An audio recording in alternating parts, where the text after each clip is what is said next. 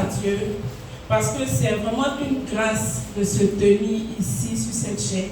Et c'est lui qui a voulu aussi que je fasse partie de cette église et qu'aujourd'hui, moi aussi, je puisse m'arrêter ici. Alors je veux qu'on puisse rendre gloire à Dieu pour ce privilège qu'il fait à chacune de nous de passer ici pour parler, pour relâcher la parole qu'il a mis dans nos cœurs. Amen. Je veux aussi dire merci au pasteur Marina Boni qui a eu confiance en moi et qui m'a donné son micro. C'est vraiment une grâce. Je ne mérite pas en fait de me tenir sur sa chair parce que je crois que je ne connais pas grand-chose. Mais si elle a voulu que je sois là ce soir, c'est parce qu'elle me fait aussi confiance. Elle croit que de moi, le meilleur peut sortir. Amen. Je veux aussi dire merci à son époux, le pasteur Madoché Boni, avec qui aussi nous apprenons beaucoup dans tout ce qui concerne l'évangélisation, tout ça. Merci à Dieu pour les paix qu'il a établis sur cette église. Amen. Amen. Alors, ce soir, nous sommes là pour continuer encore le thème que nous avons commencé depuis le premier mardi du mois de septembre, qui est sur le chemin de Damas.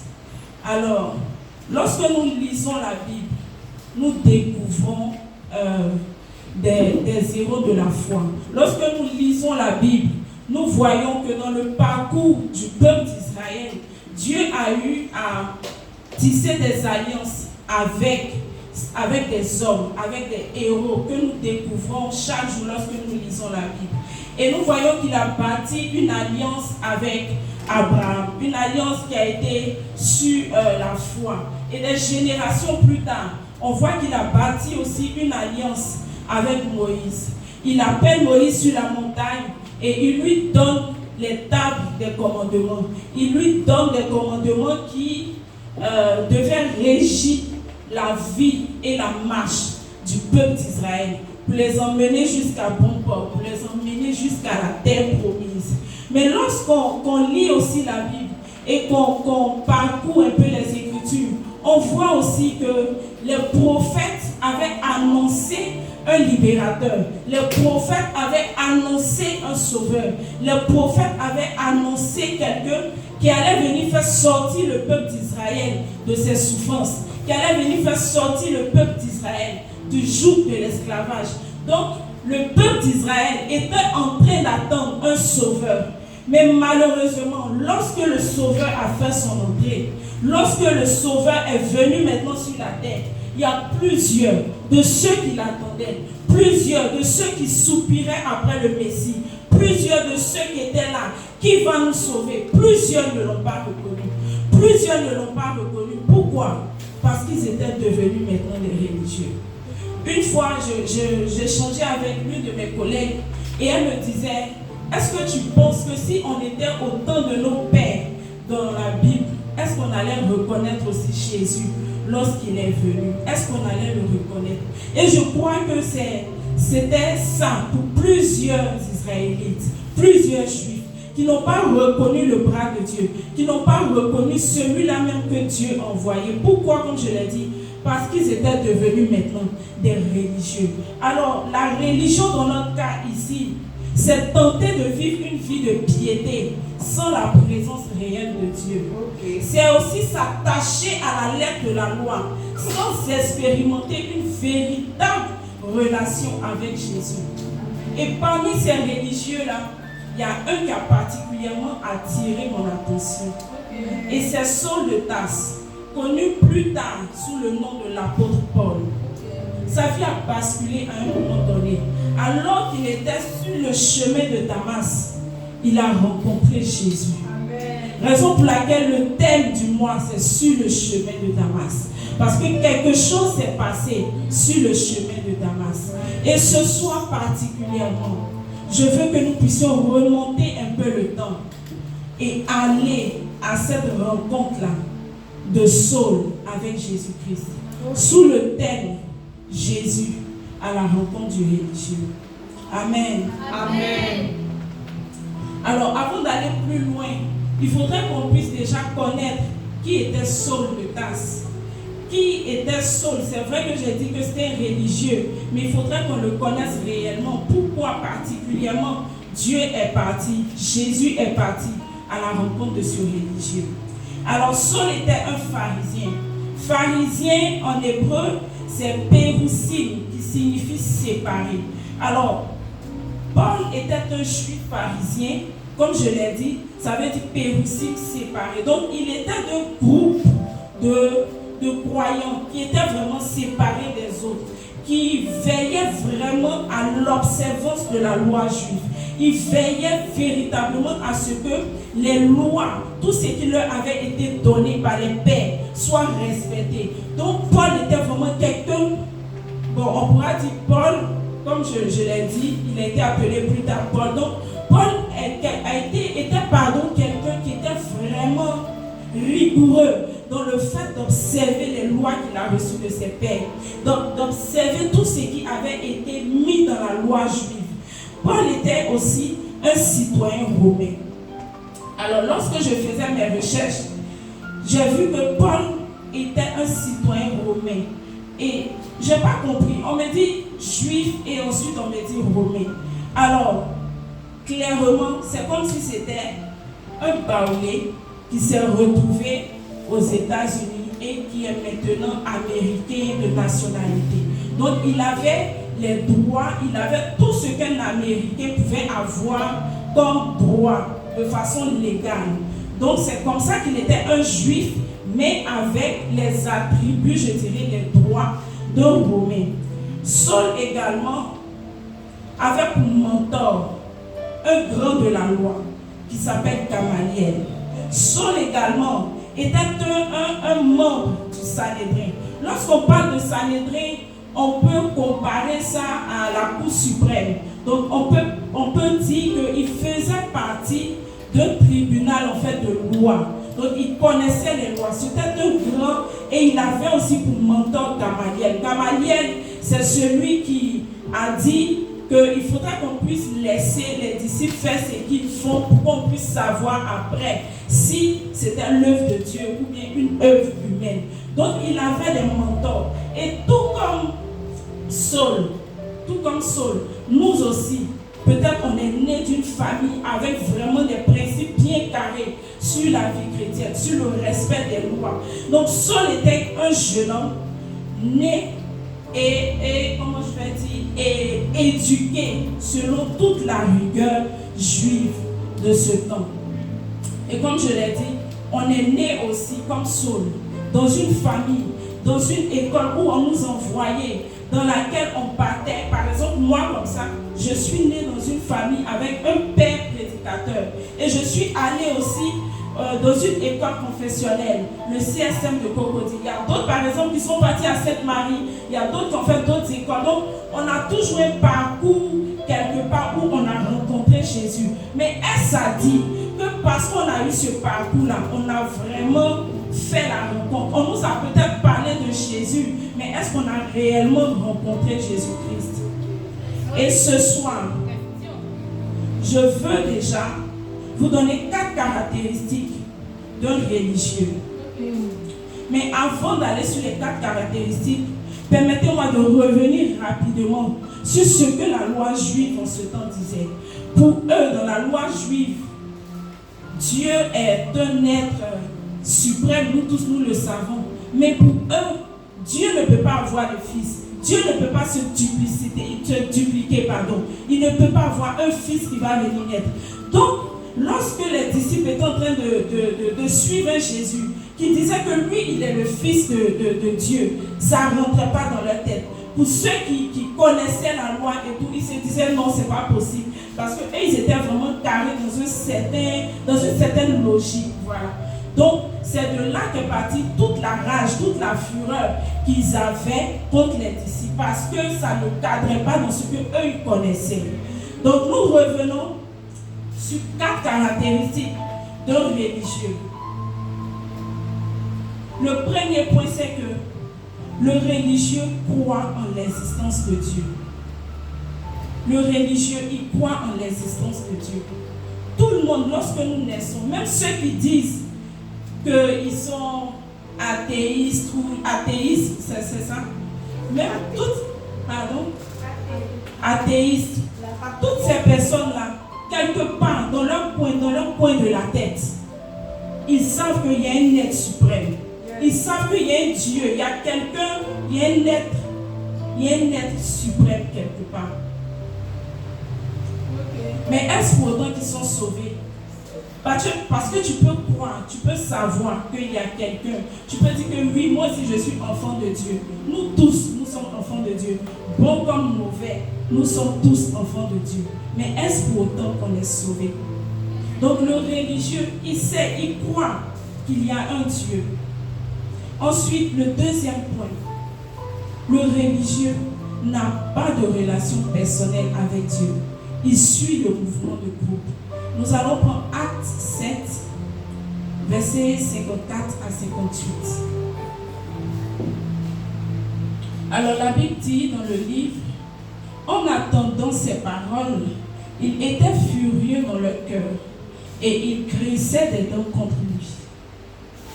Mais Étienne, rempli du Saint-Esprit et fixant les regards vers le ciel, vit la gloire de Dieu et Jésus debout à la droite de Dieu.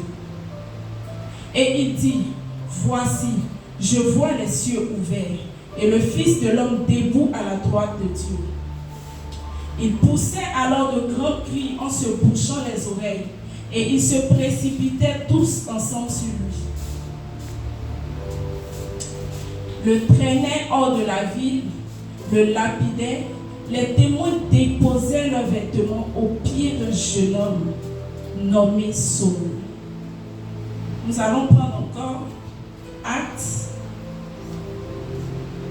Acte 8, le verset 1 et 3. On nous dit, Saul avait approuvé le meurtre d'Étienne. Il y eut ce jour-là une grande persécution contre l'église de Jérusalem. Non, j'ai dit 1 et 3. Donc Saul avait approuvé le meurtre d'Étienne. Le verset 3 nous dit, Saul de son côté ravageait l'église, pénétrant dans les maisons, il en arrachait hommes et femmes et les faisait jeter en prison. Lorsqu'on lit ces portions d'écriture, on voit que Saul, certes, il n'approuvait pas ce que les autres disaient, certes, il n'approuvait pas ce que les disciples disaient. Mais moi, lorsque j'ai lu, je me suis dit, peut-être que Saul n'avait pas la capacité de persécuter les autres. Mais lorsqu'il a saisi les vêtements des autres, il y a un esprit qui lui a été relâché. Il y a quelque chose qu'il a pris sans s'en rendre compte. Donc, un religieux peut prendre un bon esprit comme un mauvais esprit en fonction de son environnement. Donc, on ne sait pas. Mais parce qu'on vient à l'église, on peut recevoir aussi quelque chose. Notre pasteur a l'habitude de dire, expose la personne à la présence de Dieu. Et Saul, en ce temps-là, a été exposé à la persécution. Ce qui a fait de lui un persécuteur. Donc, tu peux naître d'un environnement rigoureux, respecter certaines règles. Mais si ta compagnie, tes amis, de tous les jours ne sont pas bien, tu peux avoir quelque chose, tu peux avoir un esprit qui ne vient pas de Dieu. Tout comme tu peux aussi avoir un esprit qui vient de Dieu. Donc parce que j'ai dit, le religieux connaît Dieu, mais en fonction de son entourage, il peut devenir quelque chose d'autre en fait. Il peut être une bonne comme une mauvaise personne. Le religieux, toujours dans le fait qu'il suit les mouvements, il répète ce qu'on lui dit, il limite les pratiques. Donc on peut dire à quelqu'un que aujourd'hui on jeûne, c'est vrai, on jeûne, c'est un jeûne d'église. Mais la personne même fait le jeûne sans forcément chercher la face de Dieu. La personne jeûne sans vraiment mettre le cœur qu'il faut. Ça c'est un religieux. Il a conscience qu'il y a Dieu dans l'église. Il a conscience que le Saint-Esprit est là et tout. Mais il n'a pas de relation avec Dieu. Donc sa foi est souvent basée sur les habitudes, la tradition. Il vient à l'église par obligation. Donc toute personne qu'on force pour venir à l'église, en réalité c'est un religieux. Parce que lorsque tu as une relation avec Dieu, on ne peut pas te forcer à venir à l'église. De toi-même tu te lèves et tu viens à l'église. Donc ça, c'est l'une des caractéristiques d'un religieux. Il fait les choses pour se conformer. Il ne fait pas les choses. Il n'est pas vrai en fait, je dirais. Il n'est pas vrai. Il fait les choses parce que les gens le font. Mais il n'est pas vrai en réalité. Il suit juste le mouvement de groupe. La troisième caractéristique du religieux, c'est que le religieux s'auto-assigne des missions en pensant le faire pour Dieu. Prenons Acte 9. Cependant, Saul, respirant encore la menace et le meurtre contre les disciples du Seigneur, se rendit chez le souverain sacrificateur et lui demanda des lettres pour les synagogues de Damas, afin que s'il trouvait des participants de la nouvelle doctrine, hommes ou femmes, il les amena liés à Jérusalem. Lorsqu'on lit, on voit que parce que Saul n'était pas dépendant du Saint-Esprit, lui seul, le souverain sacrificateur, ne lui a rien demandé. Lui seul, de son propre chef, il s'est levé. Il est allé voir le souverain sacrificateur pour prendre des lettres et aller à Damas. Donc sur le chemin de Damas qui partait, c'est de son propre chef qui partait. Personne ne lui avait dit, Saul, je t'envoie pour aller persécuter. Il s'est levé de lui-même et il est parti. Ça me rappelle comme ça une histoire. Lorsque je partais évangéliser avec Jécolia, il y a un homme, on a croisé un monsieur. Et le monsieur nous a dit comme ça, qu'il voyait qu'il y avait vraiment beaucoup de faux prophètes, de mauvais pasteurs, tout ça. Et donc lui, il se donne la mission d'aller les démasquer. Donc, je dis au monsieur que lorsque je lis la Bible, à aucun moment, Dieu a dit à ses enfants de démasquer les mauvais prophètes. Il a dit qu'on va les reconnaître à leurs fruits. Yes. Et ça, lui-même, il a fait sortir ça de sa bouche également. Et je lui ai dit, mais si vous savez qu'on va les reconnaître à leurs fruits, à quoi bon vous donner cette mission d'aller les démasquer? Il dit non, mais il y a certaines personnes qui ne savent pas lire les Écritures, tout ça. Je dis, monsieur, c'est vrai, il y a certaines personnes qui ne savent pas lire l'Écriture. Mais vous ne pouvez pas vous donner une mission que Dieu lui-même n'a pas écrite, que Dieu lui-même ne vous a pas donnée. Donc pour le religieux, il y a certaines voies, il y a certaines choses qu'il fait qui lui paraissent nobles à ses yeux, mais qui ne le sont pas pour Dieu. Donc, mais qui ne le sont pas pour Dieu. Donc ils peuvent se lever et aller dire, moi je fais ça, je casse ici, je casse là. Mais est-ce que c'est Dieu qui t'a envoyé pour le faire? Tu n'es juste un religieux. Tu penses le faire pour Dieu, mais après Dieu même parle à ta conscience et puis te demande, est-ce que c'est moi je t'ai envoyé? Je ne t'ai pas envoyé faire cela. Également, il y a un monsieur également, j'ai vu sur un statut, il disait comme ça que actuellement là, Dieu est trop occupé. Donc chacun n'a qu'à gérer ses affaires. Si quelqu'un te fait du mal, toi-même, il faut aller lui faire justice. Oh Dieu dit, à lui la vengeance. À lui la vengeance. Donc toute personne qui dit que lui, elle m'a fait du mal, moi je vais lui rendre ça, moi je vais faire ça. Quelque part, tu as une attitude de religieux. Parce que si ça t'a tellement fait mal, confie cette personne à Dieu. Dis Seigneur, je veux montrer de l'amour envers cette personne. Alors aide-moi à le laisser passer. Et toi-même, prends ma défense. Donc certaines motivations, comme je l'ai dit, du religieux paraissent très nobles à ses yeux, mais ne le sont pas à celles de Dieu. Et la Bible dit dans Proverbe 14, verset 12 que telle voie paraît droite à un homme, mais son issue, c'est la mort. Et souvent là où Dieu ne nous a pas envoyés, c'est parfois la mort qui nous y attend. C'est vrai. C'est parfois la mort, qu'elle soit physique ou spirituelle, il y a une mort quelque part. Et lorsque Paul est en train de partir à Damas, c'est quelque part une mort qui partait rencontrer. une mort de lui seul pour que Paul puisse naître. Yes.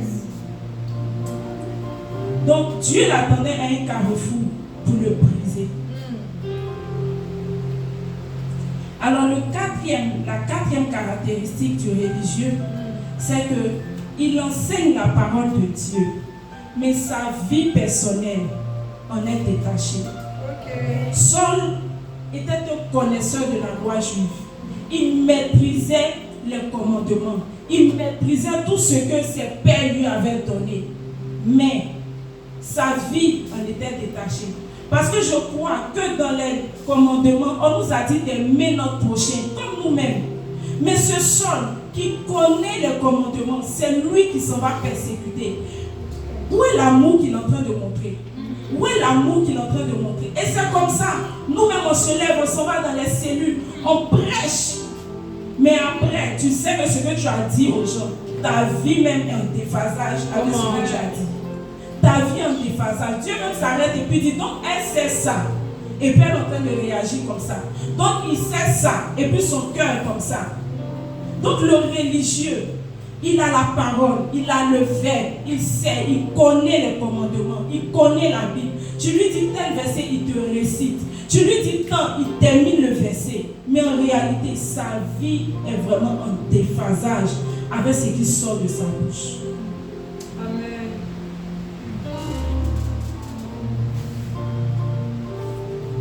Prenons Matthieu 23, verset 13.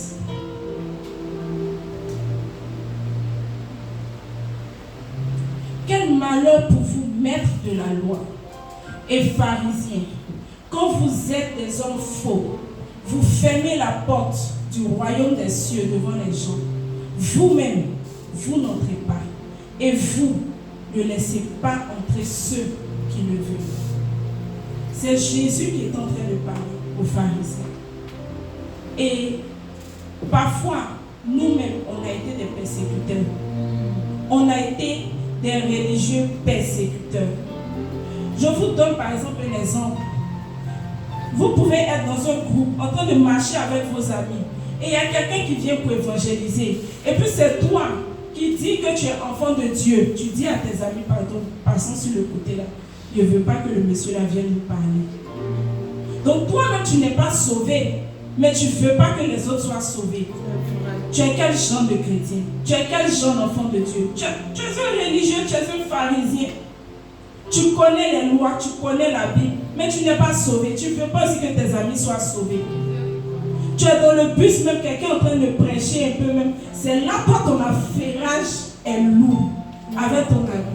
Vous causez, vous ne voulez même pas que l'autre puisse entendre un peu. Peut-être qu'il y a une parole que Dieu a relâchée, a mis dans la bouche de ce jeune qui est en train de transpirer dans le bus, en train de prêcher pour que quelqu'un soit touché. Peut-être qu'il y a une parole. Mais non, tu chuchotes les choses à ton ami. Ah, tu te rappelles de temps, tu te rappelles du gars qui est venu me voir. Mais tu n'es pas sauvé. Et tu ne veux pas aussi que l'autre soit sauvé. Amen. Amen. Mais heureusement pour nous. Yes. Heureusement pour nous tous. Yes. Jésus-Christ nous attend à un carrefour de nos vies. À un lieu de rencontre. Donc, Saul n'était pas sauvé. Il croyait en Jésus, mais il n'était pas sauvé. Mais Dieu l'attendait à un carrefour. Il l'attendait sur le chemin de Damas. On dit bien sur le chemin de Damas. C'est-à-dire qu'il n'était même pas encore rentré à Damas. Il était sur le chemin. Donc il y a un carrefour de notre vie où Dieu nous attend, où Jésus nous attend, où lui-même il vient à notre rencontre. Amen. Amen. Je veux vous partager 5 faits qui se passent lorsque Jésus vient à la rencontre du religieux. Ok. Le premier point, c'est que il te présente son amour. Il te présente son amour. Nous allons prendre 1 Jean 4, versets 19 à 21. Pour nous, nous l'aimons parce qu'il nous a aimés le premier. Si quelqu'un dit j'aime Dieu et qu'il haït son frère, c'est un menteur. Car celui qui n'aime pas son frère, qu'il voit, comment peut-il aimer Dieu qui ne voit pas? Et nous avons de lui ce commandement, que celui qui aime Dieu aime aussi son frère. Amen. Amen. Alors lorsque Jésus vient à la rencontre du religieux, il lui présente son amour. Dieu nous a aimés le premier. Et je crois que Saul également était quelqu'un que Dieu aimait, était quelqu'un que Jésus aimait. Et il est parti à sa rencontre. Lorsque Jésus vient, il t'enveloppe de son amour. Là où tu as manqué d'amour, là où les gens t'ont rejeté, là où les gens ont dit que mais celui-là, il est comment, celui-là, celle-là, elle est comment. Rien de bon ne peut sortir d'elle. Lorsque Jésus vient à ta rencontre, c'est son amour qui te montre d'abord. Tu as manqué d'amour. Tu n'as pas connu ton père. Tu n'as pas connu ta mère. Ton chéri aussi, il ne t'aime pas. C'est bizarre. Mais lorsque Jésus vient à ta rencontre, l'amour que tu es en train de chercher à gauche, à droite, il te le donne. Il te le donne en abondance. Il te le donne comme personne ne peut te donner. Lorsque Jésus vient, il t'environne de son amour. Il t'environne de son amour. Je ne sais pas qui le disait, mais quelqu'un disait comme ça que lorsque quelqu'un rencontre Jésus, la première des choses, il se met à pleurer parce qu'il se rend compte de sa nature pécheresse et il se rend compte de l'amour de Jésus pour lui. Oh Seigneur, moi qui suis comme ça, moi qui suis comme cela, moi qui ai eu combien de gars, moi qui me suis laissé aller, moi qui ai ouvert peut-être les gens ça et là, mais tu me gardes encore, mais tu m'aimes encore. Comment ne pas pleurer? Parce que tu te rends compte que si c'était d'autres personnes, il y a longtemps ils t'ont jeté quelque part. Il vient à ta rencontre. Son amour d'abord. Son amour d'abord. Son amour d'abord. Jésus te montre son amour d'abord. Yes. La conscience de l'amour de Dieu pour toi te fait réaliser en fait la grâce d'être en vie quand tu mesures tes péchés. Et c'est ce que Saul a vécu. Il a compris qu'il était certes un connaisseur de la parole, mais il n'avait pas expérience de celui qui est la parole. Il n'avait pas expérience de l'amour de celui qui est la parole. Il connaissait les lois, il connaissait les versets, il connaissait la Bible, il connaissait tout. Mais celui qui est la parole, l'amour qu'il peut donner, il n'avait pas idée. Et lorsque Jésus est venu à sa rencontre, il a vu que j'ai persécuté ses disciples. Mais regarde l'amour qui m'environne. Regarde la présence qui m'environne. Lorsque Jésus vient à la rencontre du religieux, la première des choses, c'est l'amour. C'est l'amour qui monte.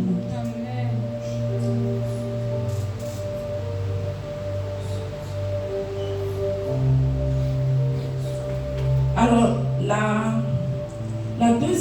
le deuxième fait, c'est qu'il veut que tu ne dépendes que de lui. Saul a été frappé d'aveuglement. Car il a été frappé d'aveuglement pour qu'il puisse voir que certes il connaît, certes il a des capacités, mais sans Jésus, il ne peut rien. Sans Jésus, il ne peut rien. Donc tu perds tous tes repères lorsque Jésus vient à ta rencontre. Tu perds tous tes repères. Ce que tu pensais connaître n'est pas ça. Ce que tu disais que je le jure que c'est ça. Aïe, j'ai appris ça avec mon mentor. J'ai appris ça avec telle personne. Jésus te dit c'est pas ça. La Bible dit que lorsque le Saint-Esprit viendra, il nous enseignera toutes choses. C'est pour dire que ce que tu connaissais, peut-être qu'on t'a dit que c'était ça, mais en réalité, ce n'était pas ça. Il y a une part qui va te montrer. Il y a quelque chose de plus qui va ajouter. Donc, Jésus voulait que Saul ne compte que sur lui. Et il l'a frappé d'aveuglement. Il voulait qu'il apprenne qui était Jésus, qui était le Sauveur, qui était celui que les disciples étaient en train de prêcher. Il voulait qu'il s'attache à lui. Il voulait qu'il ait foi en lui seul. pas en autre chose. Et Proverbe 3, 5, verset 7 nous le dit. Confie-toi en l'Éternel de tout ton cœur et ne t'appuie pas sur ta propre sagesse. Reconnais-le dans toutes tes voies et il aplanira tes sentiers. Amen. Lorsque Jésus vient à ta rencontre, il veut maintenant que tu sois son intime. Il veut que tu dépendes uniquement de lui. Amen. Amen. Toute connaissance religieuse en fait de Jésus,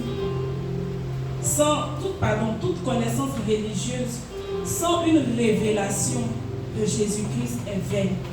Et ça, c'est Saul qui nous le dit plus tard lorsqu'il devient l'apôtre Paul. Il nous le dit dans 1 Corinthiens 2, verset 14. L'homme qui ne compte que sur ses facultés naturelles est incapable d'accueillir les vérités communiquées par l'Esprit de Dieu. Elles sont une folie pour lui. Il lui est impossible de les comprendre, car on ne peut en juger que par l'Esprit. Donc lorsque Jésus vient à ta rencontre, ta raison que tu avais n'est plus vraiment ta raison. Parce que les choses spirituelles, pour quelqu'un qui veut raisonner, vont paraître comme une folie. Or, Jésus vient pour t'enseigner ces choses-là, pour que tu puisses les découvrir peu à peu. Alors,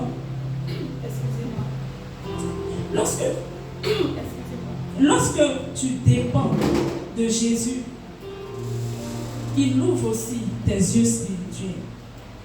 Toujours dans le fait que tu dépends de lui, toujours dans ce point-là. Nous allons prendre Actes 9, versets 11 à 12.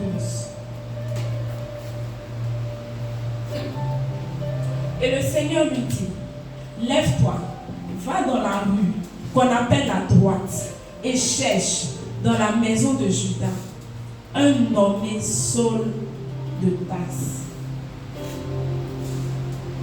Car il prie et il a vu en vision un homme du nom d'Ananias qui entrait et qui lui imposait les mains afin qu'il recouvrât la vue.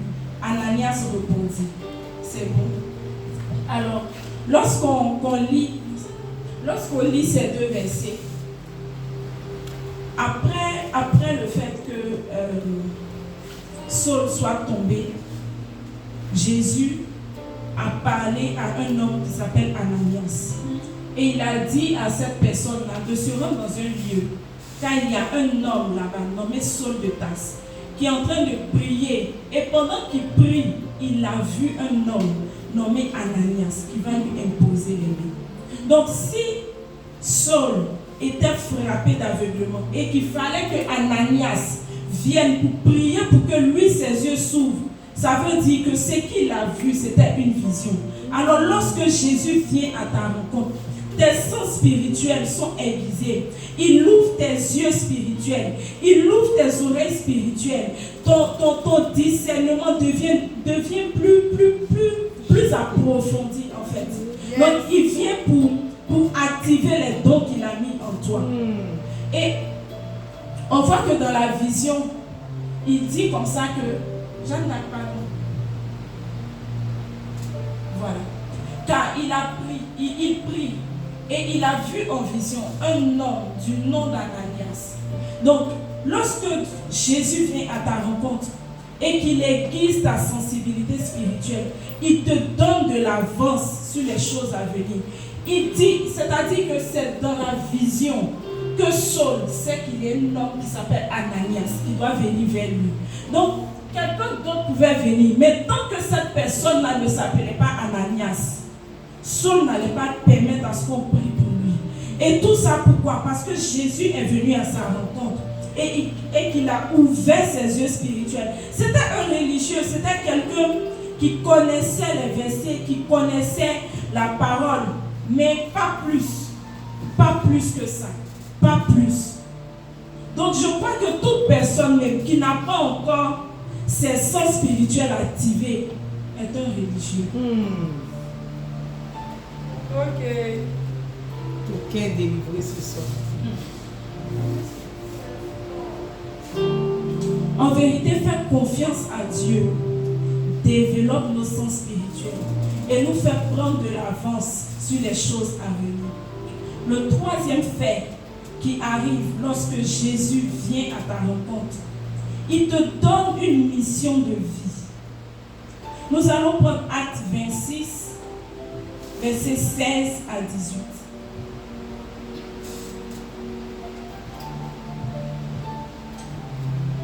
Alors, c'est l'apôtre Paul qui se retrouve devant un roi et il explique comment sa rencontre avec Jésus s'est faite. Il dit, mais lève-toi et tiens-toi sur tes pieds, car je te suis apparu pour t'établir ministre et témoin des choses que tu as vues et de celles pour lesquelles je t'apparaîtrai.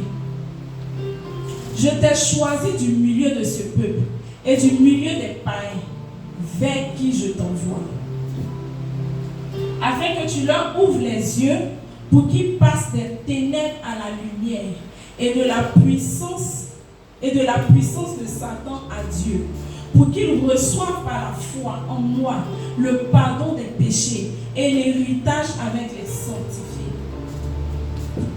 Alors, lorsqu'on lit Actes 9, tout ce qu'on sait, c'est que Jésus est venu à la rencontre de Saul, il a été frappé d'aveuglement, il est rentré à Damas.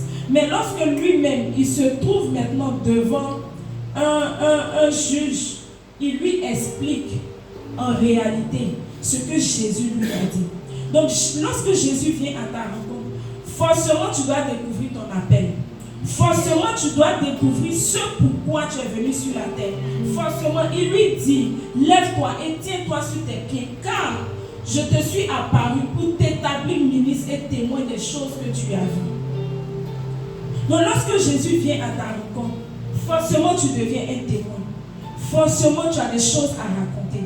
Forcément, il a mis quelque chose en toi qui doit maintenant sortir. Donc, tu ne peux pas dire que tu as rencontré Jésus et puis tu ne connais pas ton appel. Tu ne peux pas dire que tu marches avec Jésus et lorsqu'on te demande ton appel c'est quoi, Dieu t'appelle à faire quoi, tu regardes les gens avec des yeux étonnés. C'est pas normal. Dieu veut donner des instructions, mais pour cela il faudrait qu'on se trouve à un lieu bien précis. Et Saul était sur le chemin de Damas. Et c'est là qu'il a eu ces instructions-là. Donc ça veut dire qu'il faudrait qu'on se trouve à un lieu bien précis pour qu'on reçoive certaines instructions. Ça peut être à l'église, ça peut être à des séminaires, ça peut être dans plusieurs lieux. Mais on reste chez nous à la maison et puis on dit que la vie chrétienne, là, c'est personnel. Mais il y a des instructions que tu ne vas pas recevoir. Saul était sur le chemin de Damas. Il était sur un lieu bien précis. Et Dieu lui a donné ses instructions. Donc le fait de rester à la maison, ça ne change rien. Tu demeures juste un religieux sans orientation pour l'atteinte de ta destinée. Tu es juste un religieux à la maison. Tu dis que tu as rencontré Jésus. Mais ta manière de te vêtir reste pareille.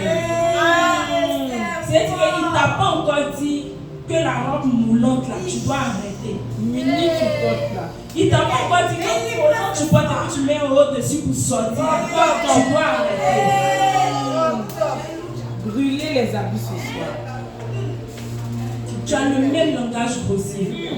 Je me rappelle comme ça, une fois, avec Dame Kwame au travail, on parlait et puis j'ai dit son mot.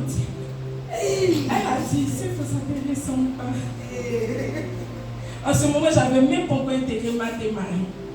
Mais je partais à l'église. Ok. Donc pour dire que... J'allais dans l'église. Pour dire que lorsque tu dis que tu as rencontré Jésus, il y a certains mots, toi-même, tu réfléchis 2 fois avant de faire sortir. Ce sont des instructions. Tout ça, ce sont des instructions.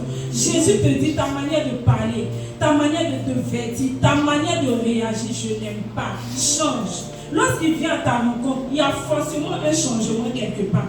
Il y a forcément des instructions qu'il te donne sur certains pans de ta vie, spirituellement comme physiquement. Il va te dire quelque chose forcément. Forcément, parce qu'on a dit qu'il aiguise ta sensibilité. Donc il va ouvrir tes oreilles spirituelles. Il va te parler. Si c'est en songe, si c'est de façon normale, il va te dire, il va te parler, il va te dire que ce que tu fais, je veux que tu arrêtes. Amen. Amen. Parfois, l'excuse qu'on prend, c'est que le salut est personnel. Or, même si le salut est personnel, même si le salut est personnel, Dieu veut que tu sois un canal aussi d'évangélisation. Dieu veut que tu sois un canal pour bénir d'autres personnes. C'est une instruction aussi qu'il te donne. Amen. Amen. Lorsque Jésus vient à notre rencontre, il nous donne une mission de vie. Et dans Éphésiens 2, je crois, Éphésiens 2, verset 10, il est écrit que car nous sommes son ouvrage, ayant été créés en Jésus-Christ, pour accomplir les bonnes œuvres auxquelles il nous a prédestinés. Donc lorsque Jésus vient, forcément il y a des œuvres en nous que nous devons maintenant commencer à faire. Amen. Amen. Le quatrième fait, c'est qu'il témoigne de ta conversion à ceux qui doutent. Nous allons prendre Acte 9, versets 13 à 17. Seigneur, j'ai appris de plusieurs personnes tout le mal que cet homme a fait à tes saints dans Jérusalem. Et il a ici des pouvoirs de la part des principaux sacrificateurs pour lier tous ceux qui invoquent ton nom. Mais le Seigneur lui dit, va, car cet homme est un instrument que j'ai choisi pour porter mon nom devant les nations, devant les rois et devant les fils d'Israël. Et je lui montrerai tout ce qu'il doit souffrir pour mon nom. Amen. Amen. Lorsque je lisais cette portion d'écriture, j'ai compris que lorsque tu es véritablement converti, lorsque Jésus est réellement venu à ta rencontre, lorsque tu marches réellement avec Jésus et que les autres n'ont pas encore vu, lui-même, il témoigne de ta conversion. Okay. La Bible nous dit que c'est l'Esprit qui convainc de péché, de justice. Donc il nous convainc que cet homme-là a changé. Saul n'avait pas encore produit des fruits, mais il fallait que Ananias parte vers lui. Ananias avait peur. Ananias avait peur parce que Saul n'avait pas encore sauvé un disciple devant lui. Il ne l'avait pas encore protégé. Donc il fallait que Jésus maintenant témoigne de la conversion. Donc j'ai compris que quand tu n'as pas encore produit des fruits, mais que Dieu qui sonde les cœurs et les reins est sûr de ta conversion, qu'elle est réelle, il peut convaincre quelqu'un que cette personne que tu vois n'est plus la prostituée d'hier, n'est plus le voleur d'hier. Il y a un changement en lui. Je lui ai apparu, j'ai changé sa vie. Dieu lui-même témoigne de toi. Amen. Amen.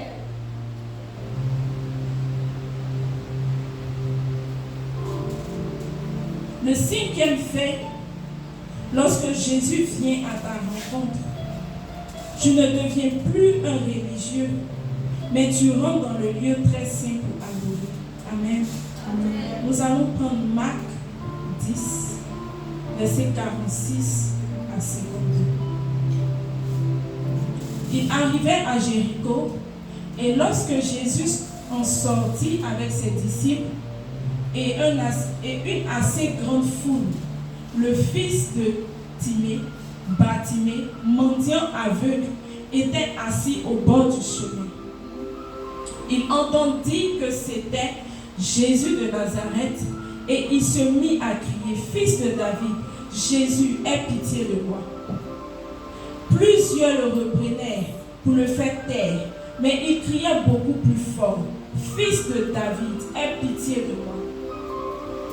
Jésus s'arrêta et dit, appelez-le. Il appelait l'aveugle en lui disant, prends courage, lève-toi, il t'appelle. L'aveugle jeta son manteau et se levant d'un bond, vint vers Jésus. Jésus, prenant la parole, lui dit, « Que veux-tu que je fasse ?» Rabouni, lui répondit l'aveugle, « Que je recouvre la vue. » Et Jésus lui dit, « Va, ta foi t'a sauvé. » Amen. Amen. Alors, cette portion d'écriture-là nous parle de Bartimée, le fils de Timée. Et pendant que j'étais en train de préparer ce message, j'avais pratiquement, je peux dire, fini. Et j'écoutais comme ça le pasteur Mohamed Sanogo au Congo. Il y avait un séminaire là-bas, profondeur, voilà. Et il était en train de prêcher. C'est comme s'il est sorti carrément de son sujet. Il a commencé à parler de mon thème. Et j'ai pris cette partie-là pour venir vous donner.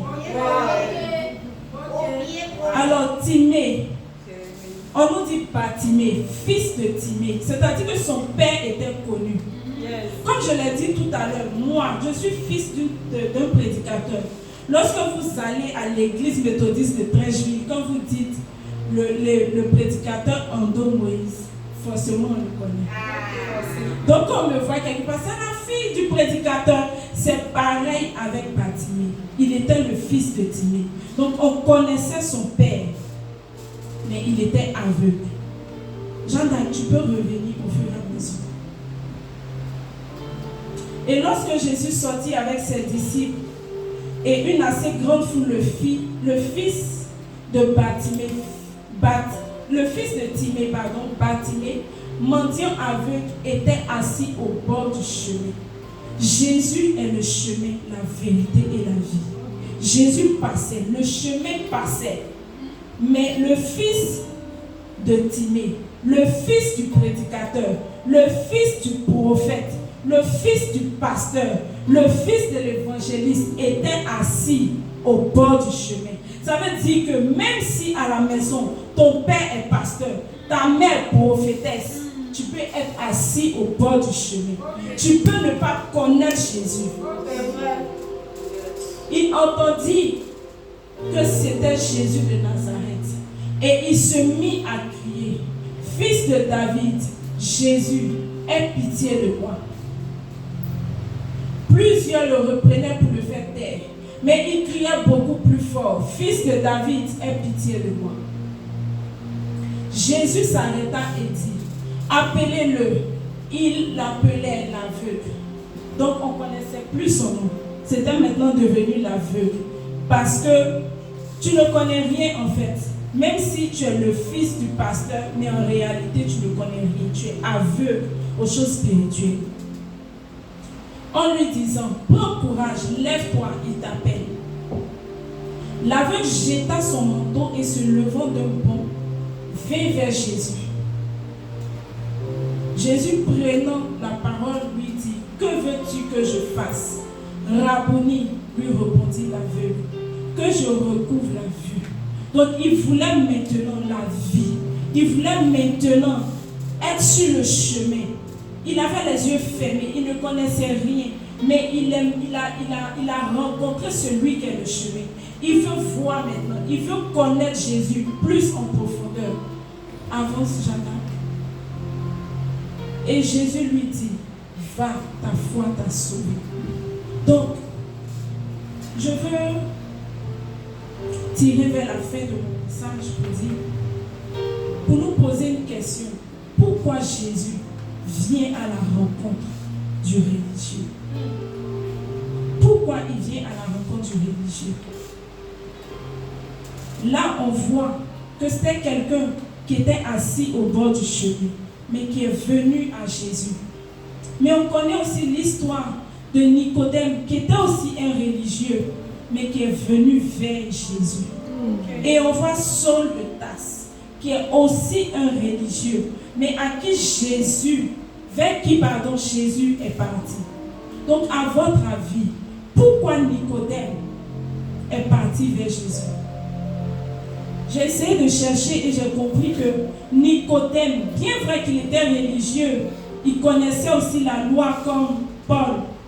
Mais à un moment donné, il a reconnu, je vous ai dit plus haut, que les gens attendaient un Messie. Il a reconnu le Messie Jésus. Il a reconnu que c'était le bras de Dieu. Il a reconnu que c'était celui qu'on attendait depuis. Il a reconnu que c'était celui que les prophètes avaient envoyé.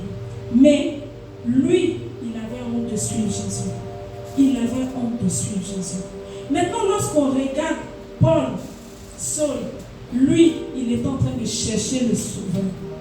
Il est en train de chercher le Sauveur. Et dans mes recherches, excusez-moi, dans mes recherches, j'ai vu que la phrase qui a été dite, Saul, Saul, pourquoi me persécutes-tu?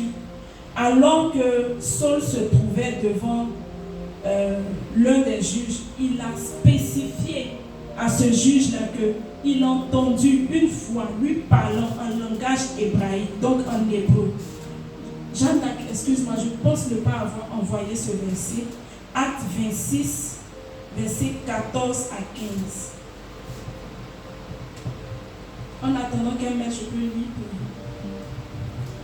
Nous tombâmes tous par terre, et j'entendis d'une voix qui me disait en langue hébraïque: Saul, Saul, pourquoi me persécutes-tu? Il te serait dû de régimber contre les aiguillons. Je répondis: Qui es-tu, Seigneur? Et le Seigneur dit: Je suis Jésus que tu persécutes. Donc j'ai fait mes recherches et j'ai vu qu'en langue hébraïque, ça veut dire Saul, Saul, lama ata rodef oti. Amen. Attention. Il dit Ani Yeshua Asher ata rodef. Et cela signifie exactement Saul, Saul, pourquoi me persécutes-tu? Je suis Yeshua que tu poursuis. Alors quand on poursuit quelque chose, c'est qu'on est en train de chercher quelque chose. Et on sait que Yeshua, ça veut dire sauveur.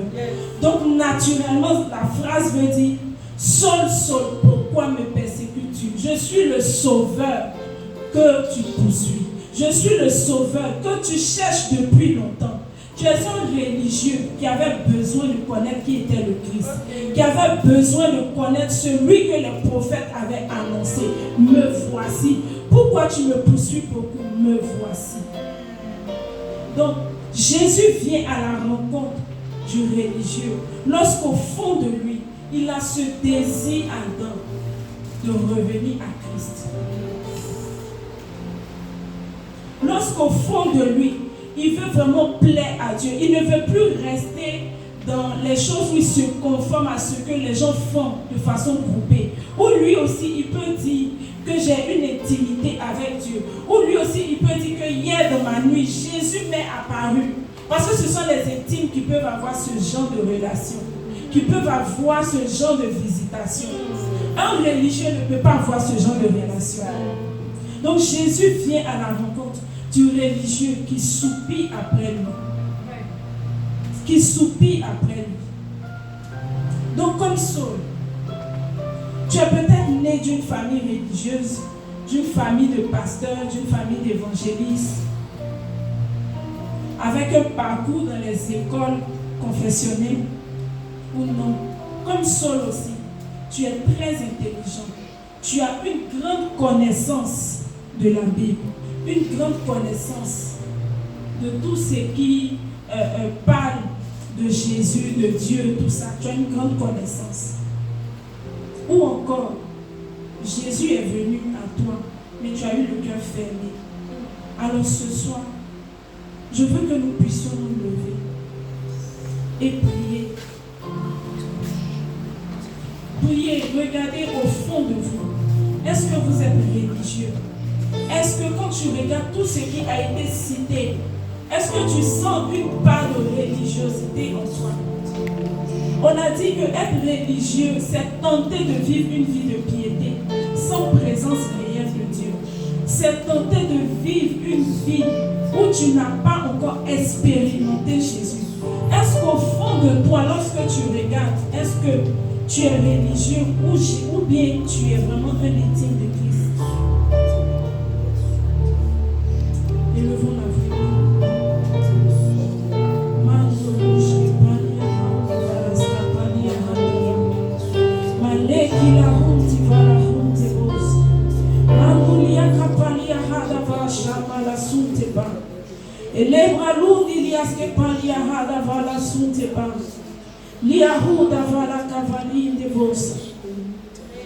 Seigneur, tu sais satisfaire un cœur qui te cherche. Tu sais satisfaire un cœur qui te cherche, Jésus. Alors tu connais le cœur de chacun de nous ici présents. Tu connais, Seigneur, au plus profond de nous, à quel niveau de nos vies nous en sommes. À quel niveau de nos vies nous en sommes. Saul était sur le point de passer à une autre saison de sa vie. Mais au fond de lui, il cherchait le Sauveur. Au fond de lui, il cherchait Jésus-Christ. Seigneur, tu sais combien de fois certains ici se battent avec des choses, se battent avec, Père éternel, des difficultés, se battent, Seigneur, avec des vices. Alors, Père, qui te cherche, alors qu'ils sont en train de te chercher, alors qu'ils sont en train de te chercher. Seigneur, ce soir, nous ne voulons plus être des religieux. Nous ne voulons plus être de ces personnes qui viennent à l'église juste pour suivre le mouvement. Non, nous voulons être des sceptiques. Nous voulons être des personnes qui ont une révélation du Christ par le Saint-Esprit. Nous voulons être de ces personnes qui parlent de toi avec assurance. Oh, élève ta voix et dis, Mando Shabali Akabala Souteba, Elegi la Houteba, Houtelebosa, Ramali Kivali Akataba, Ela Souteba, Houtebo, Shabali Amada, Magini Kivali.